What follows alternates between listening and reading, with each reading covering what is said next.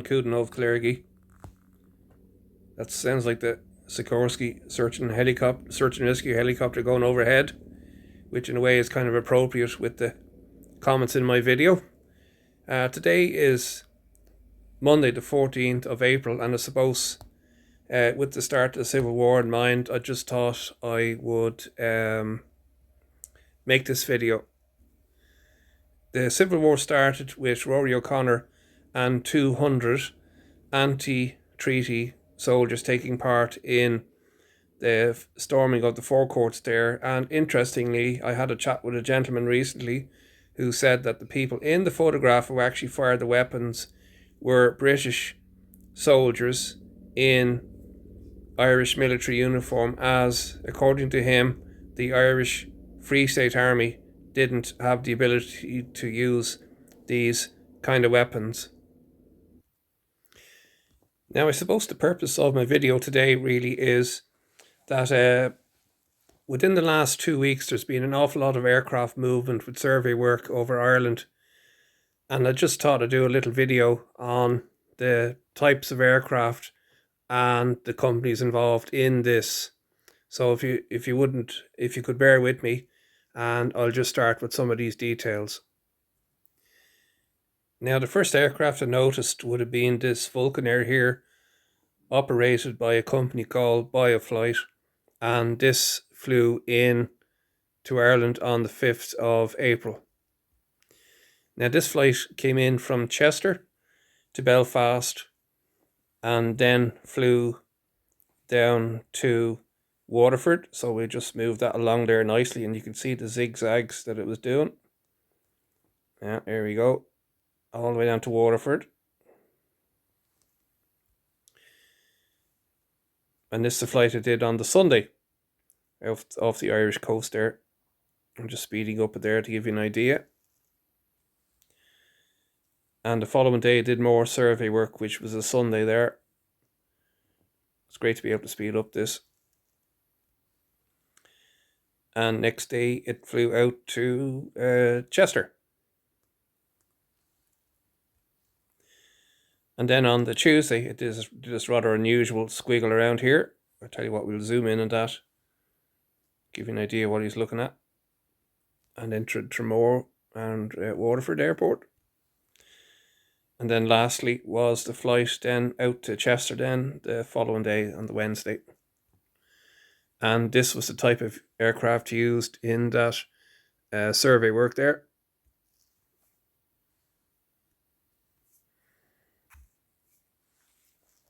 Yeah.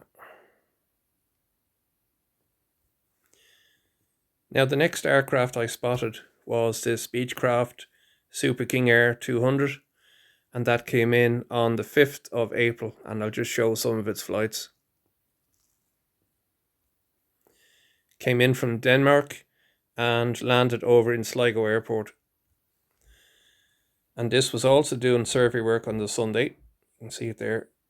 And I think the altitude for this is in around 20,000 feet.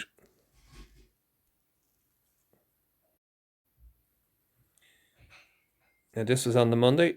More of the same stuff.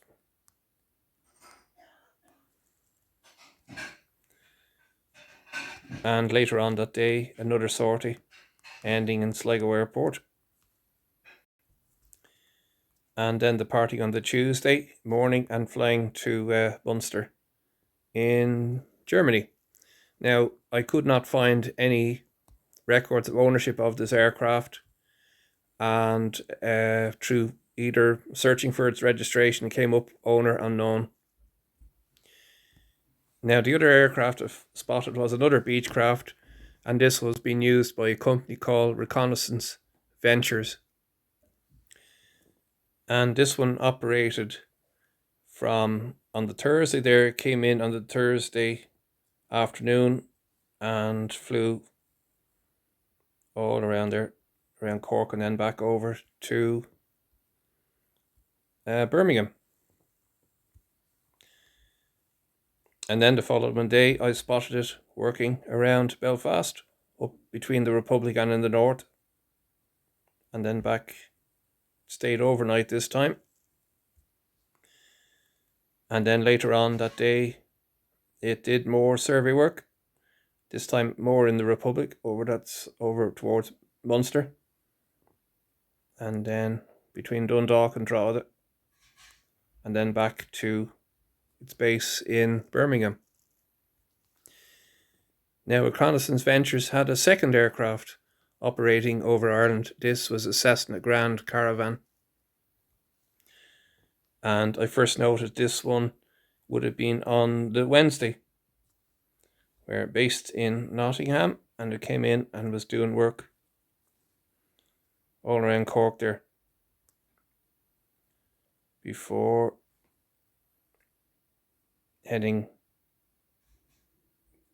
staying over in Cork that night. Actually, it did more survey work that day, all around Bandon, Clonakilty, and then out towards Skull, and back to Nottingham this time. Now, the following day it was back in Ireland, this time around Tralee, and up to Ennis and Ennisdiamond, and over Limerick,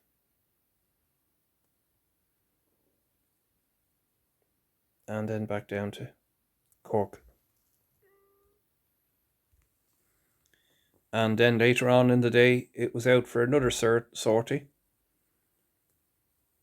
And most of these flights took place in the region of about 5,000 feet, compared to the King Airs, which operated in around 20,000 feet. Now, this is a little bit of the bio there for Reconnaissance Ventures Aviation there. Multi-role capacity, air charter, cargo, passenger survey, and medical. Aerial survey, there you go. Surveillance. And spraying as well. That would be possibly chemicals for oil spills at sea. Now here is another Beechcraft Super King Air that came in on the 10th of April. And this came in from a company registered in the Netherlands and came into Derry. So that's it, coming in from Prestwick there, and you can see backwards and forwards all across parts of Northern Ireland there, and landing in Derry.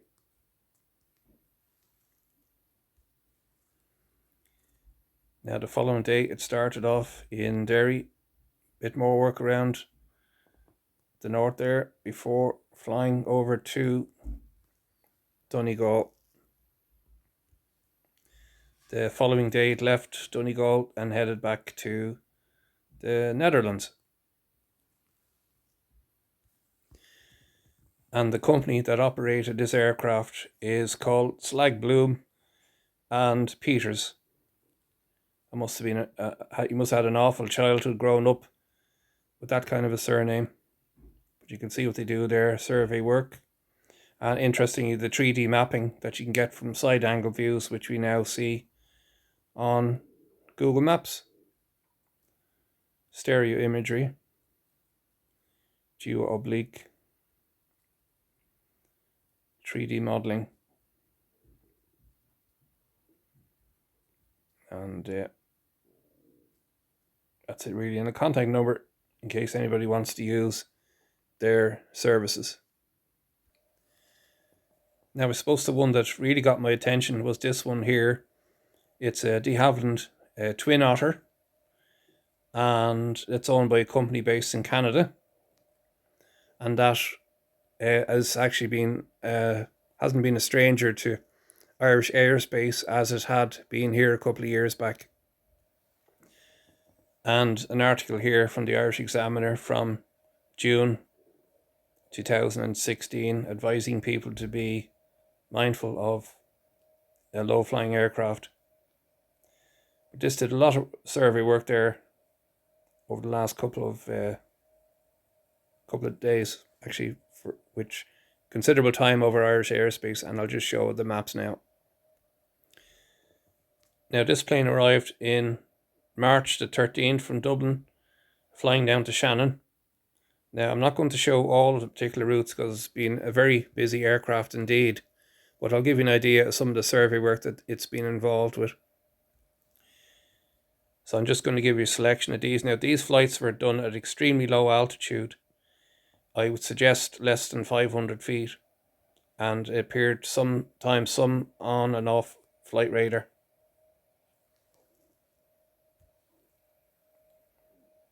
And flying up off the Aran Islands. As you can see, it's... There we go. Possibly those that flew around Dunangus would have had a nice view of it. And this was flying most days and is still based down in Shannon. So I just thought I'd give you some of the more interesting ones, seeing that I'm a great fan of the Aran Islands. I've stayed 5 times out in Inishmore. Flew out twice by aircraft. It was a very interesting flight from Inverness in a bitter Northern Islander, and actually got weighed before being put in a seat. No doubt they put me near the centre of gravity of the plane to be on the safe side. And more flights up towards the Aran Islands. And the last flight there was last Friday, which would have been over Loophead. A lot of work done around that, as again, very low altitude. Now, the company involved with that survey work using the Havilland twin Otter there, as I said, is based in Canada. And let's see what aircraft they have. Cessna Grand Caravan, the Havilland twin Otter. That's the one that was flying there over Ireland. Yeah, that just gives you an idea of the type of work that they actually do. So I just thought I'd scroll again there. Services, resources, photos, worldwide geophysical services. But I was quite taken aback by the amount of survey work being done over Ireland. We must be very interesting to some people. Now, the other thing that was interest to me was the number of military movements of transport aircraft in around Irish airspace. This landed in Baldonnel. Thank you, Cotam 1428, continue on the heading, descend to altitude 5,000 feet, QNH 1021 hectopascals. This is 5,000 feet, QNH 1021,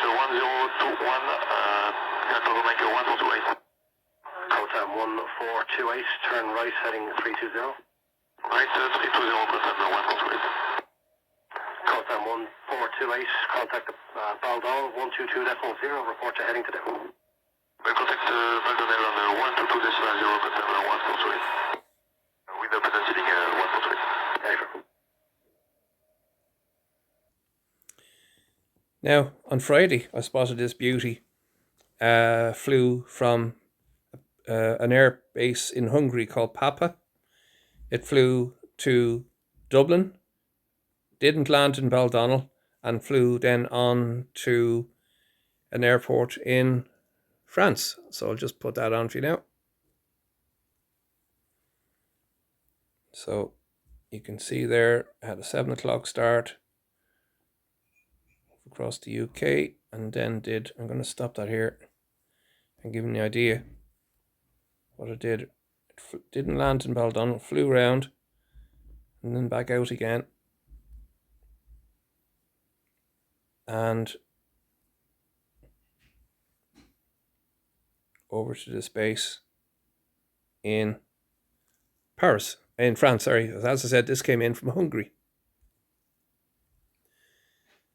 Now, the following day, I spotted this Airbus 400, another transport aircraft. Very unusual propeller blades on this one, and I'll show you that route. And this was from the same place, Papa there in Hungary, and came across and landed in Baldonnel. Would have been after 10 o'clock there on Saturday evening. Apologies, it would have been 9 o'clock. So it appears that the plane landed for about 20 minutes before taking off. And this time landing in Hanover. Now, I suppose the other article that got attention for me this week was this story on this new CASA aircraft that was being purchased by the Irish Air Corps. It's an upgrade of the previous ones they had for over 20 years. And to think that, as the article says here, 40% of its time was spent in Spain last year, which is an extraordinary amount of time for maintenance. And what on earth is going on for a new aircraft to need to have that much time in over in Spain where it was produced? You can see there 230 million. Extraordinary stuff. See, it makes you wonder how on earth are you actually going to cope with the idea of having a supersonic aircraft. To actually maintain a fleet of aircraft like that, I think they would have to either outsource the maintenance of it to either other countries or hire people with the skills necessary. It would be impossible to upgrade so quickly to that with the current level of technical skills and abilities.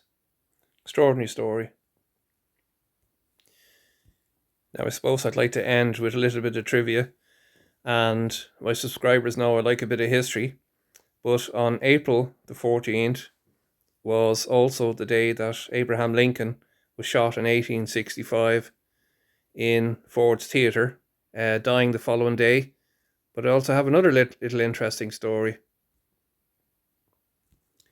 And this involves actually the Titanic. And today, April 14th, 1912, was also the day that the Titanic hit the iceberg and sank. But this particular lady here, her name is Violet Jessop. She was an Irish citizen, born in Argentina, of Irish parents. And she was a stewardess on the Olympic, when the Olympic hit a British Royal Naval vessel in September 1910.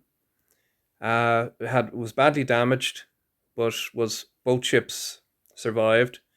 She was a stewardess on the Titanic when it sank, and she survived that. But interestingly, she was also on the Britannic when that sunk by being hit by a mine in the Aegean Sea. So to think that this woman survived the collision of the Olympic, Titanic and Britannic, quite extraordinary, and died in 1971, aged 83. And I suppose this genteel lady here, her name was Eliza Dean, and she was the last survivor of Titanic, and she died in 2009, aged 97. Imagine that, what a long life she had. There's a little bit of a Dame Edna Everage about her. But there are a couple of comments are my own. Thanks for listening. I hope you enjoyed the video, and I look forward to responding to any of your comments. Good evening, good luck, and God bless.